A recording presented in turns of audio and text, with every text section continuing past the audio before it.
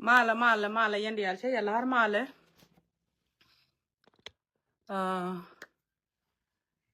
Cheben a question. Ka yelo aj kon wore.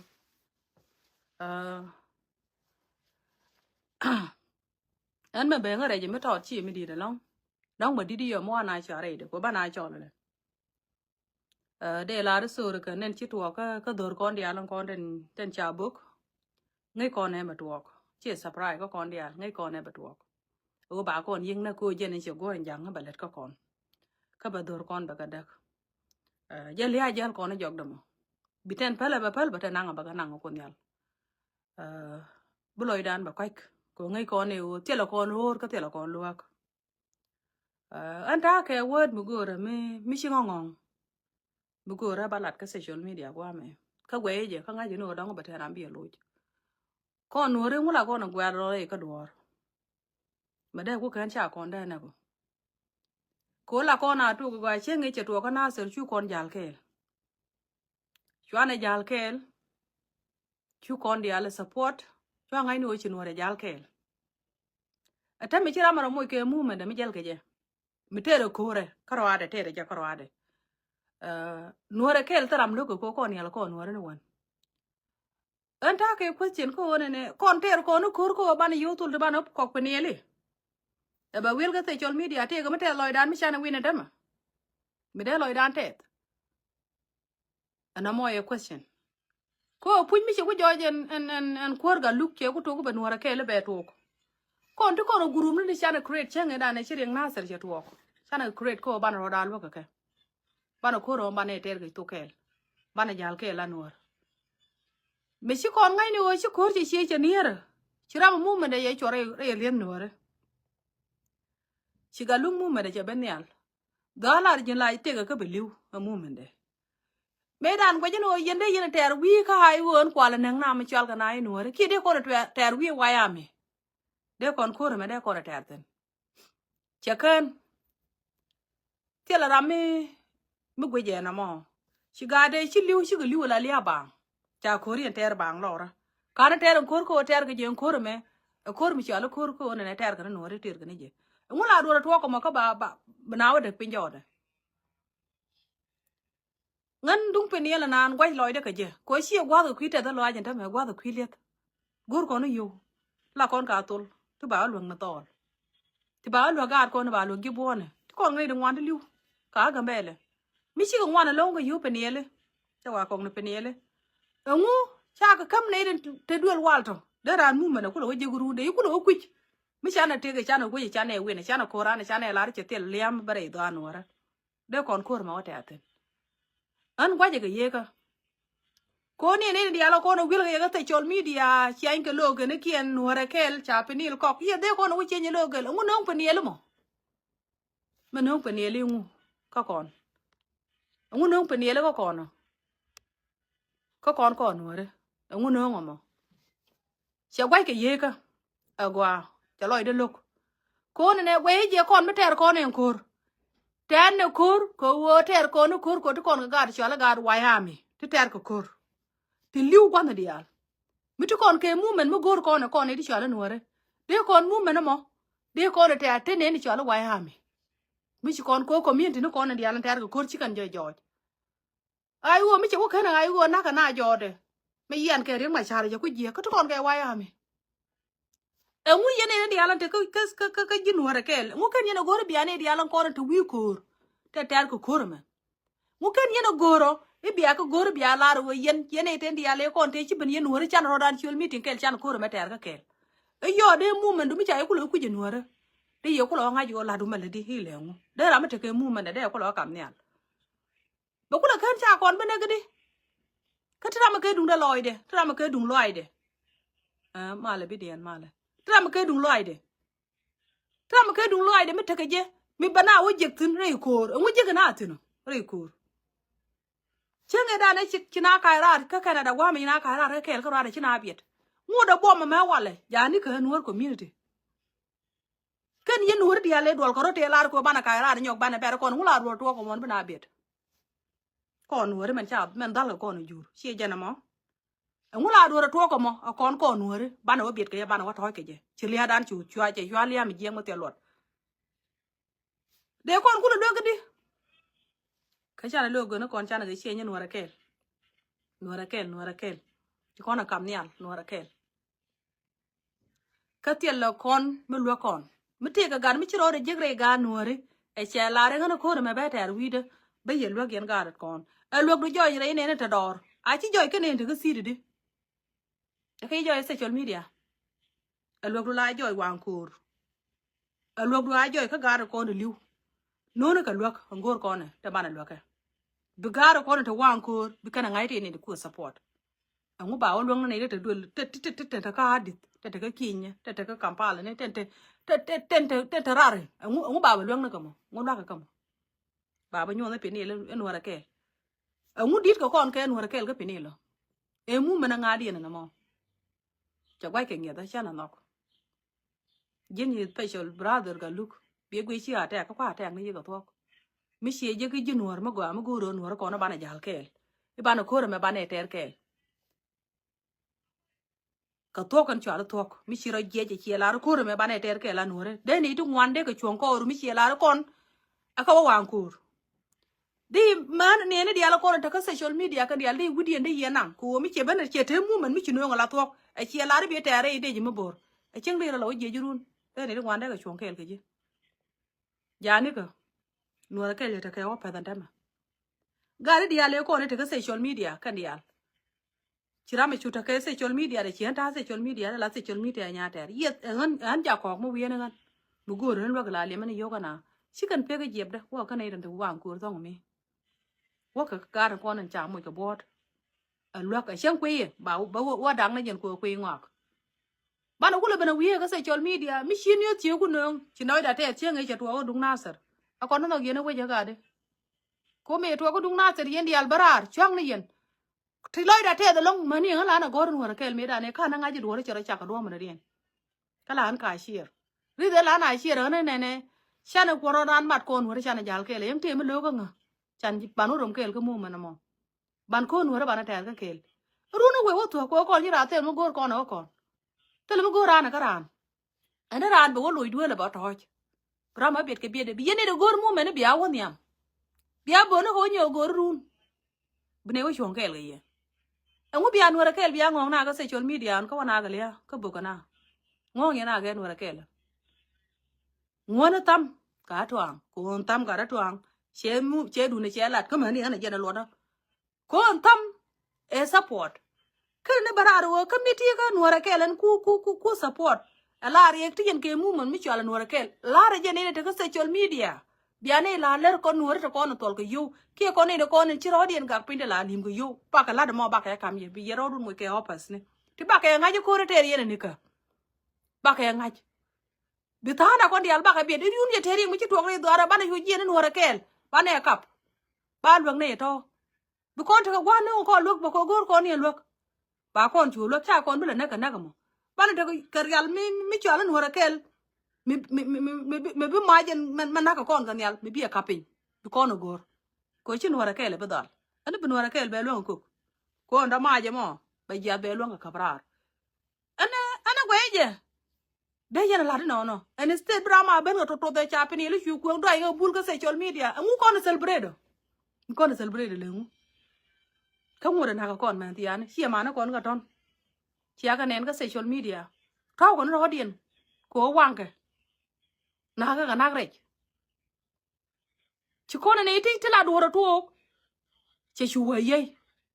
bi gwan mu mena ce ro be mu wina ko am ni nat ci mare na mo jega ci a jang ne no ndor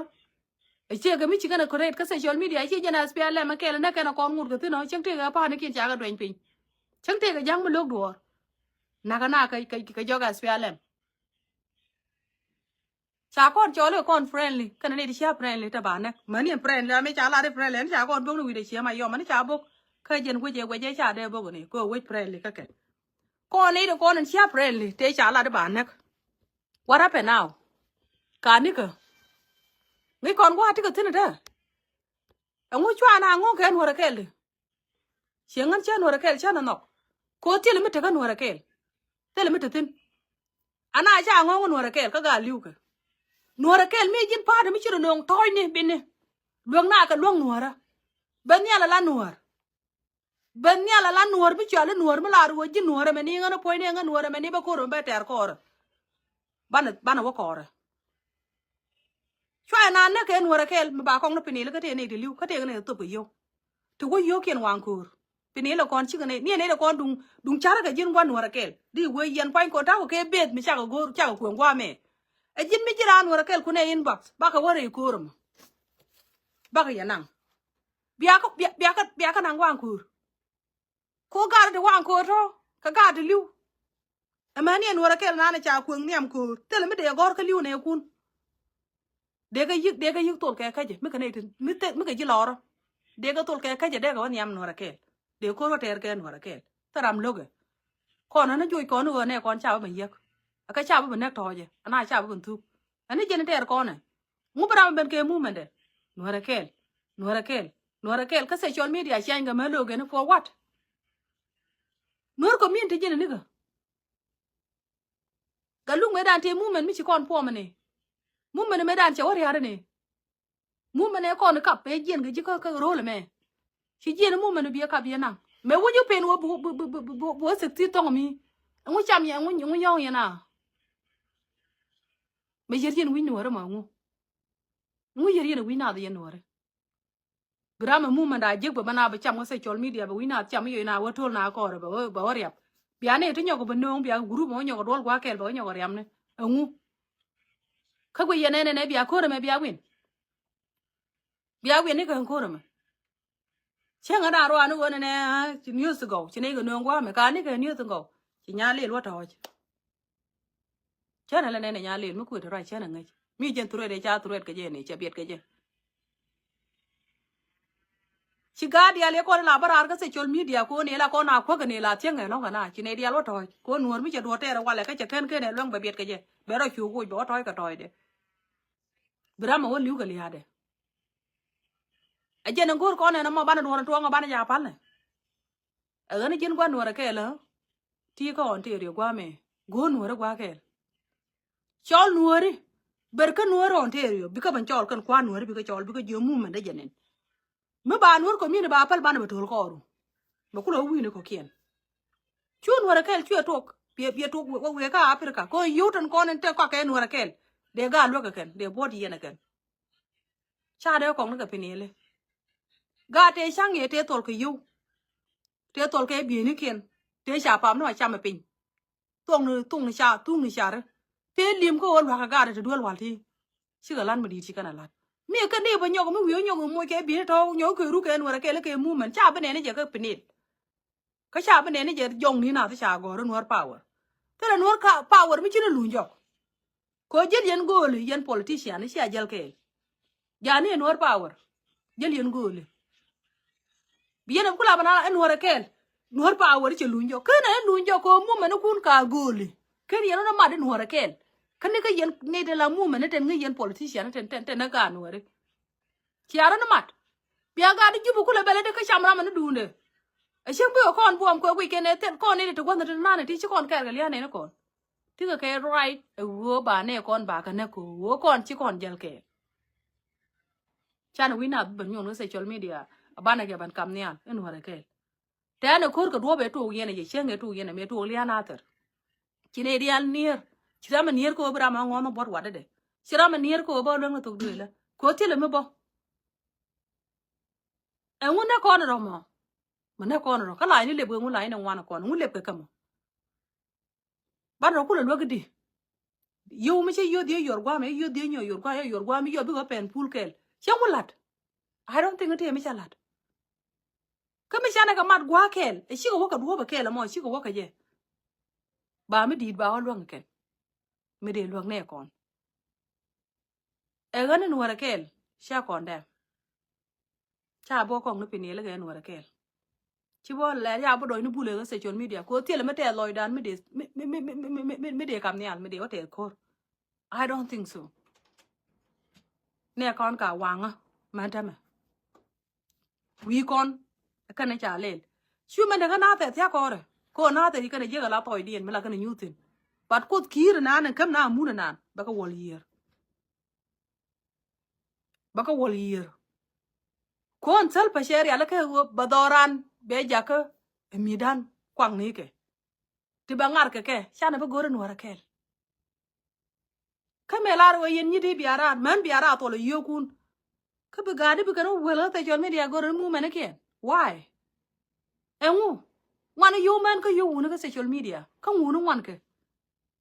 cha ye kula tu ko kore itanye ko biya bana politic ke ye ta kariek pon mi atina wa mon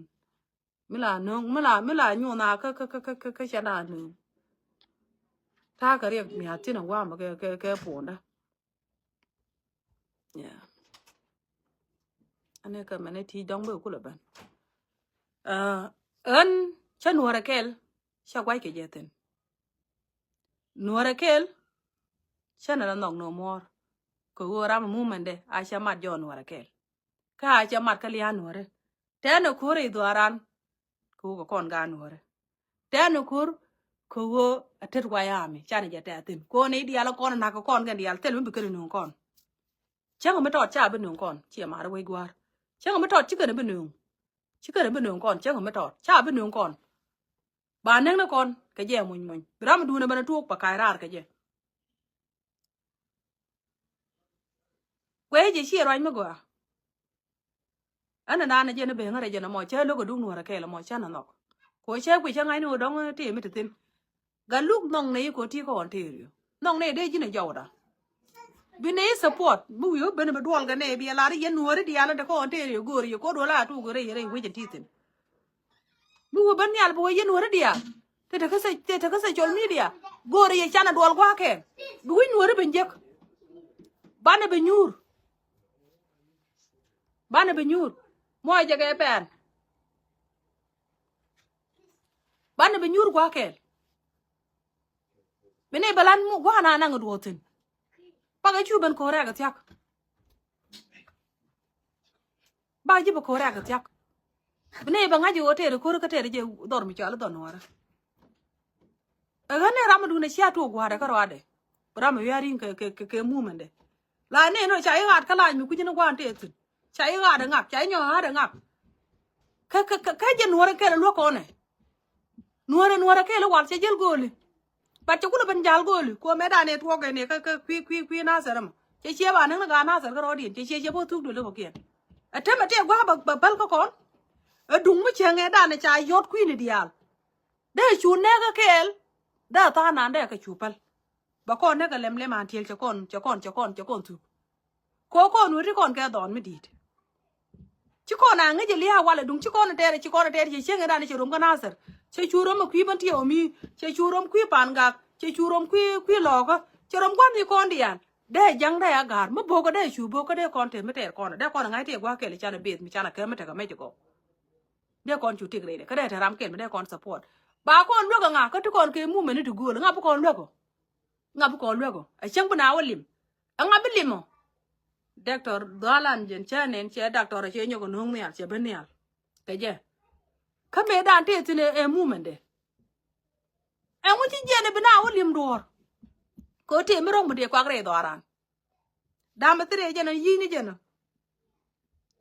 cha ka ma ku ji mi ke le ku ban ti o ma ke le cha ka ma ko ne be de ko be ne ka be ku le ba lo ka jitin rula per kanan gon ra ma te ke rien ma la ru ba mai be ne ngwa me ka bi kam ne me yen ga de ala te ke mu me ne cha le politician twa na ja tuk kamila yana to mu ci pichu twa ga ja tuk mo jero ka kel ka ro ade mi bir kon ko re ko na ngai ban chu tol ko re ko li ha me che be ban chu bot ko re twa kon ngong ke karama ke du ne men ci tiang re lo ai de che maro ko che mo go na mo me da cha wo pal ngwane ka social media cha ro mu guru mi dia let mi chi wo wi je na te lat ke guru mi chi ka sen max none of them tar we je ka group che ni logo no kon ba che ni logo ter kon kur ke logo te mi cha na win te mi ko na win kon wore te le mi chi ko na win chi mare ngode ko re ka ne me mo ko le leng ke la de me bra ma pel ke dunde ba ngot ba ko nang marun ti abene tel me bana gwen ko kon nuore antiel chana mu men dan chana ro dan mo ke kel mi chana chung tin la ga nuore be bana ko me te arede de je mbore dan e chi ko na kam nya le kap ko ne e te ge ko ne me he ko na ga wat ko na